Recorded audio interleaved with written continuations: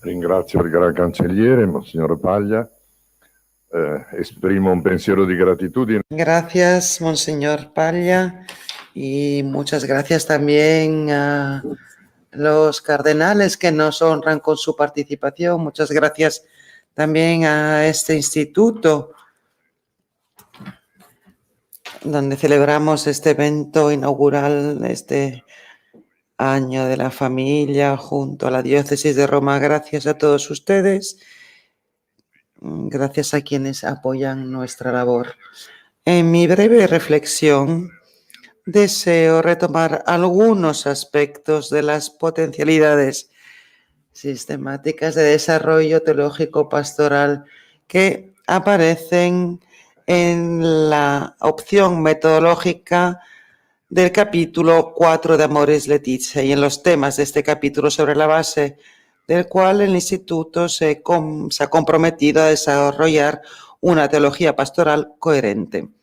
El capítulo, que se encuentra en el centro del texto y que representa evidentemente el corazón mismo del texto, está marcada en primer lugar por un gesto sorprendente. El capítulo se titula El amor en el matrimonio y es una evocación sencilla y directa del tema que caracteriza el redescubrimiento de la teología del amor conyugal de estas décadas. El texto bíblico de referencia, sin embargo, no es el cantar de los cantares, que es el más usual en nuestras catequesis en todo el mundo, aunque en todos los niveles de sentido que caracterizan su recepción en la tradición judía y cristiana, sentido humano, religioso, espiritual e incluso místico. No está el cantar de los cantares. El texto elegido es el famoso himno a Agape, el capítulo 1:13 a los Corintios, que no es el amor conyugal. Se trata de un texto fundamental, el fundamento del amor evangélico, del amor revelado, del amor que el Espíritu sitúa en nuestros corazones, como en Romanos 5. Este amor, como es bien sabido a través del texto de Pablo, marca la diferencia entre todas las diferencias, incluso las más extremas, de la percepción espiritual, del don total, del sacrificio radical. Y aparecen los ejemplos. Aunque entregase mi cuerpo a las llamas, este agape, algo más misterioso, es la misteriosa presencia del Espíritu. Es como la misteriosa presencia del Espíritu que da un valor a todo, incluida la fe. Ese es el punto más importante del texto. Pita conoce muy bien a San Pablo y lo explicará mucho mejor que yo, sin duda alguna. Pero a mí me impacta. Todos nos quedamos impactados por esta expresión. Y si tuviera la plenitud de la fe que transporta las montañas, pero no tengo amor, pues no sería nada.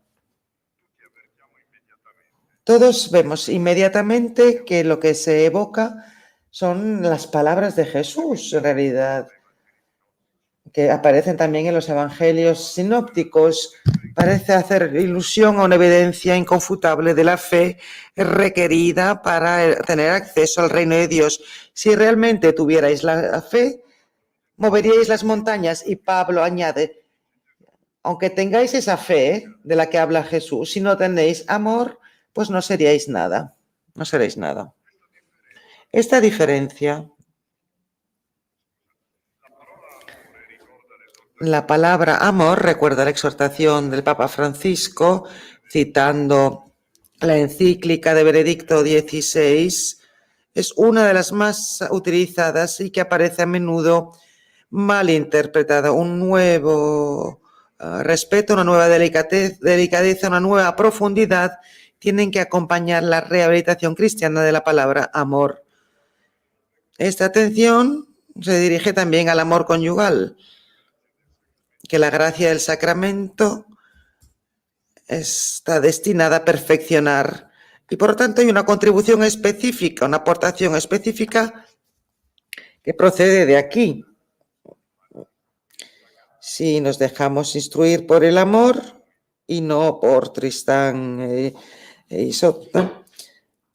Un primer punto. Ahora, la primera pista para ahondar y valorar sistemáticamente esta cita directa del amor conyugal a la custodia del amor se refiere precisamente a la renovación.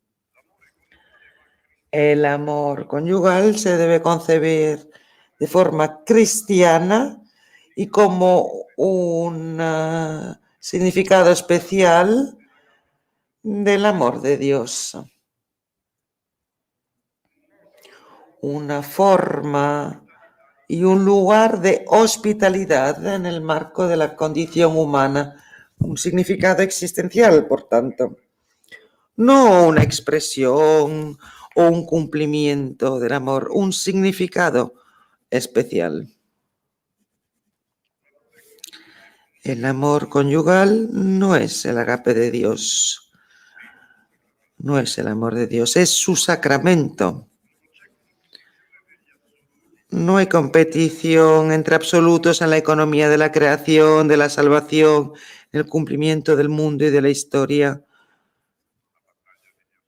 Hemos hecho la batalla de los absolutos, la vida religiosa, ahora la vida conyugal, la devoción, dar el cuerpo a las llamas, dárselo todo a los pobres. Solo Dios es amor. Solo Dios es bueno. Solo Dios es.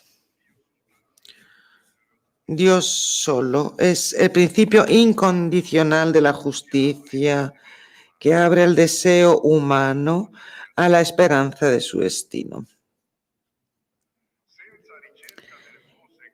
Sin la búsqueda de su cita cotidiana con el agape de Dios que vence incluso la muerte, el amor conyugal no sería nada, ni siquiera el amor conyugal, pero tampoco la mística y el martirio, nos dice Pablo, y son palabras muy fuertes, y también la fe no sería nada sin el amor. Y aquí hay unos significados, encontramos los significados existenciales del ágape, indispensables para la hospitalidad del ágape en el mundo y en la historia.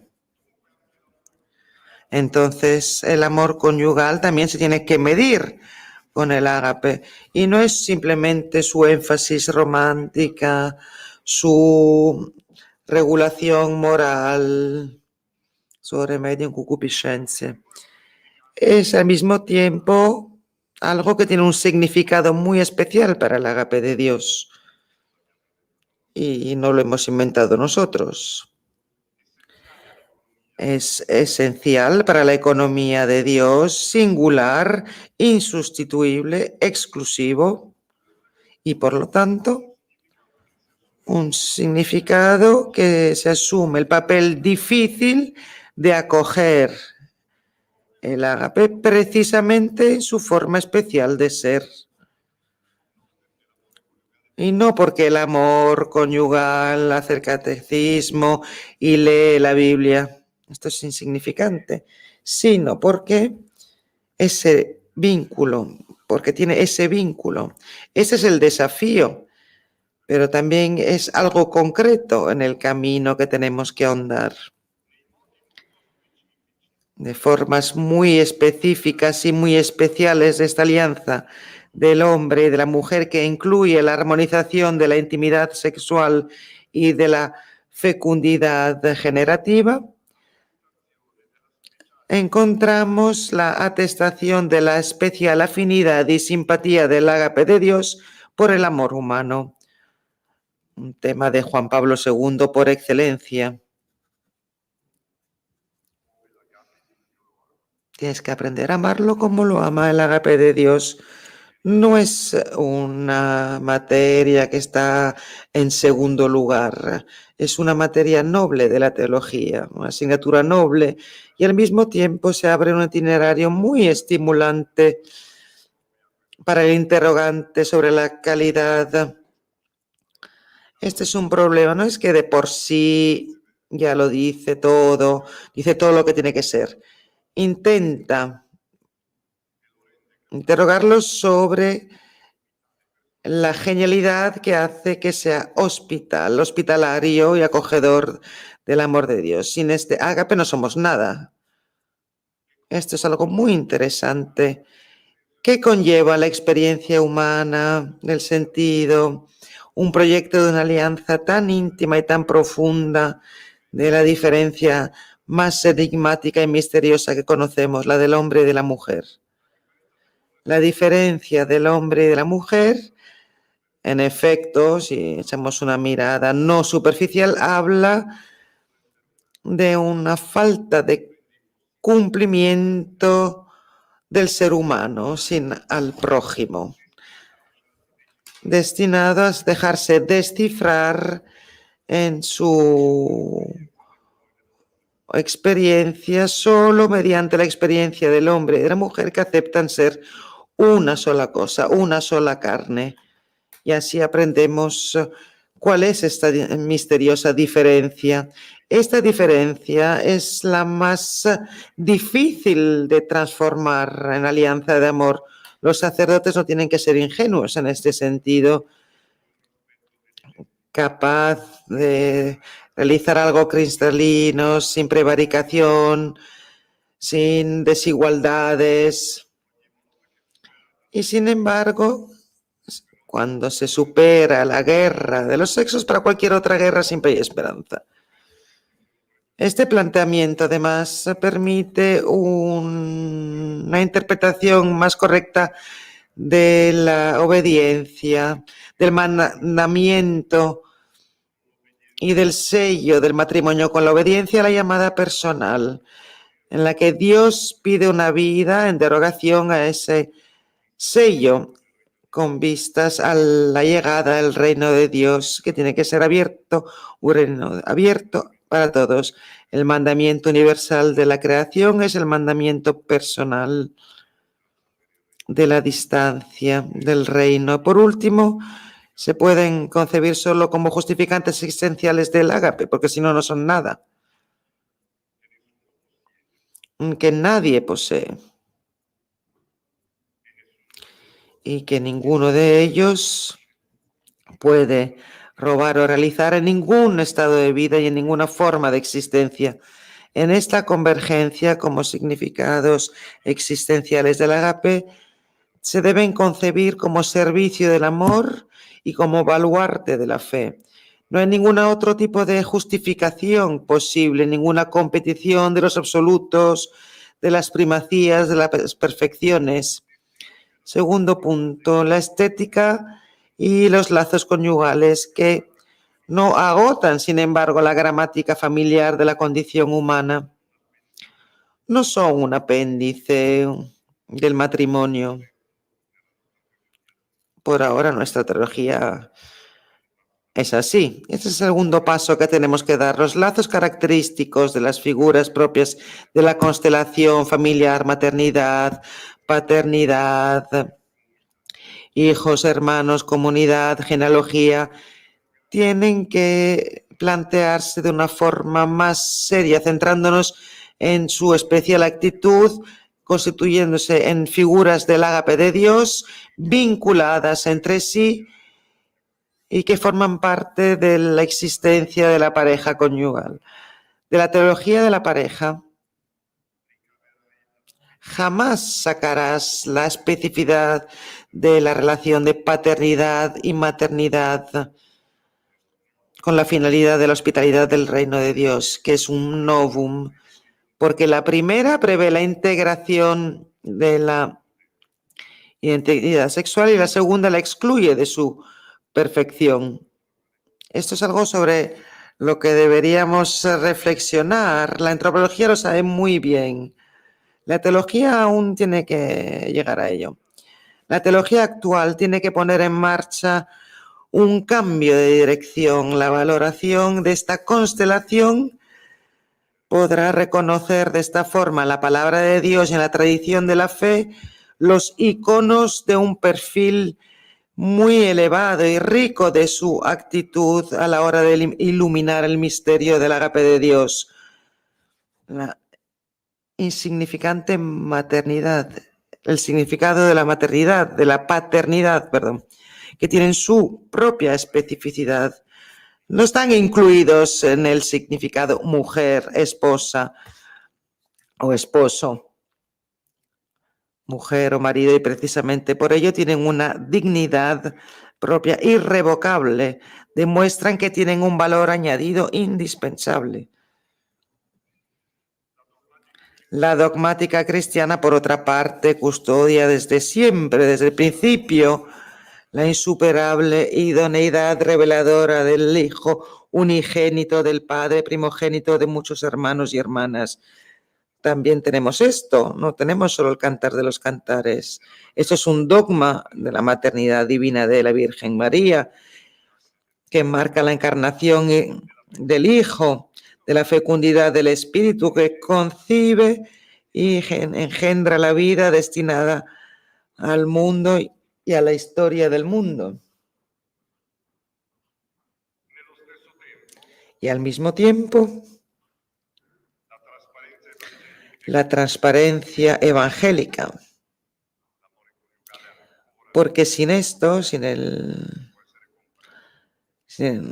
amor conyugal no se puede entender en su vínculo indispensable con la constelación familiar, que debe tener una forma coherente con lo demás. Aquí encontramos la riqueza, cuando cada significado se ve revalorizado en su originalidad y en su carácter indispensable para que la constelación se pueda realizar.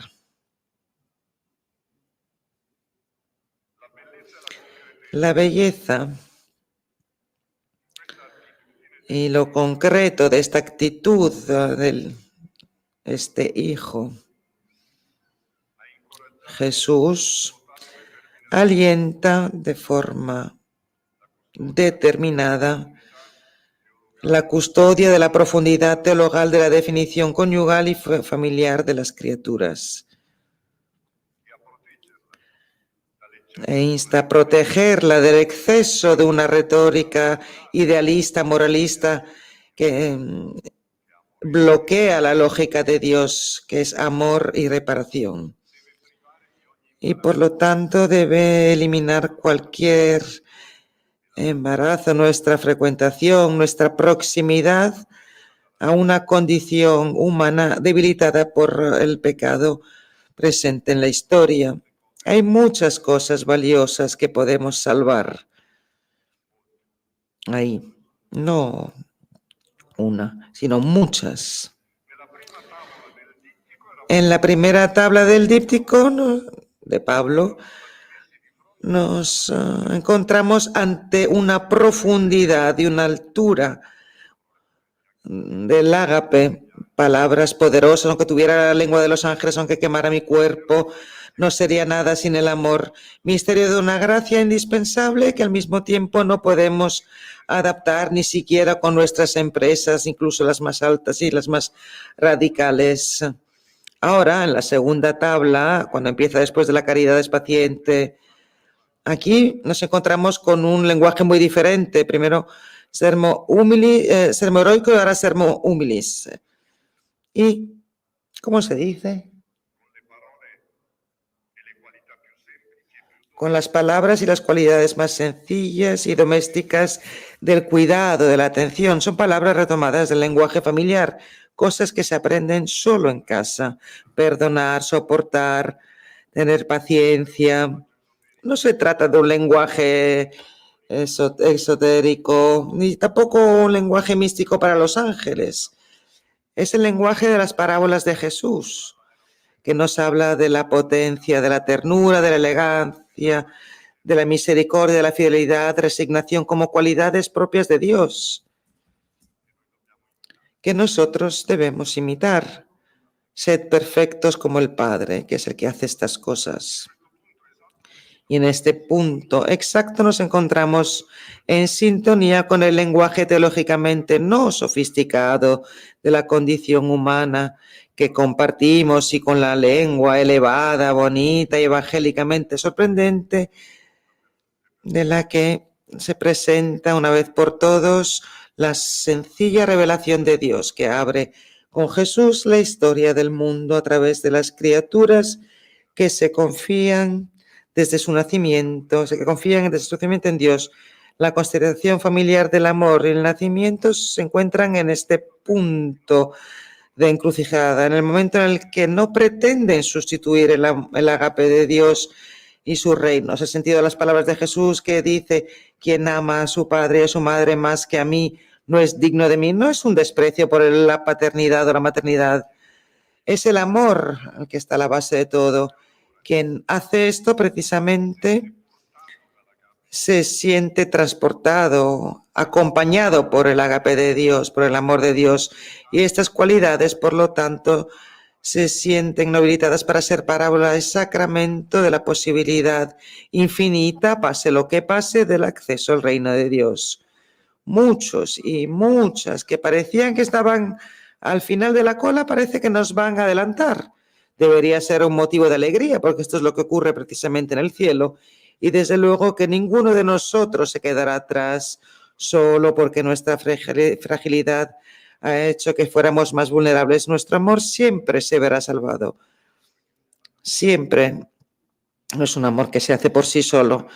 La proximidad evangélica llena los vacíos. Los tiempos se alargarán un poco, sin duda alguna. Pero bueno, precisamente así se podrán ir engendrando a nuevos hermanos y hermanas, y precisamente así permaneceremos fieles para acogerles con un ambiente de familia. En la iglesia, si la constelación familiar vuelve a ser el pilar del agape de Dios, que nos devuelve en todo nacimiento la gracia y la promesa de la creación. Gracias.